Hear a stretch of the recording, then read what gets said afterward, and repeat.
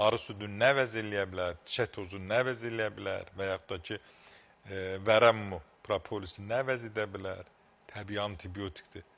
Elə bal həyatdır. Mən elə insanlarımıza bir məsləhət vermək istəyirəm. Yeri gəlmişəm, birdən ağlıma gəldi. Yaddaşınızı bərpa eləmək üçün götürürsünüz. Görüm yadıma sala biləcəmmi? Cəfəri yox, o biri nədir?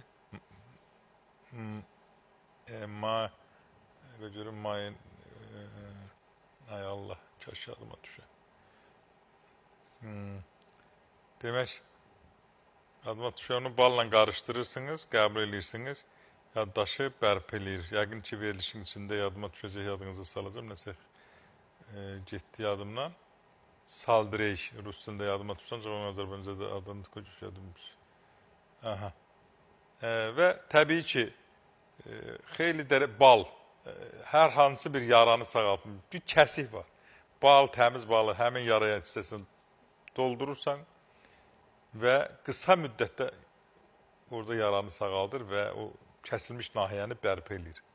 Yəni, arı bir möcüzədir. Ona görə boş yerə də bizim ən dəyərli kitabımız olan Qurana düşməyib. Ayrıca ona o ayrılmayalım bu ayə.